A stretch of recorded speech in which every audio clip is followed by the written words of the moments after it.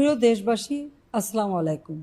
তারেকের plan petrol পাবে না, তারেকের প্ল্যান বিদ্যুৎ পাবে না, তারেকের প্ল্যান খাদ্য পাবে না, তারেকের প্ল্যান কৃষক সেচ পাবে না।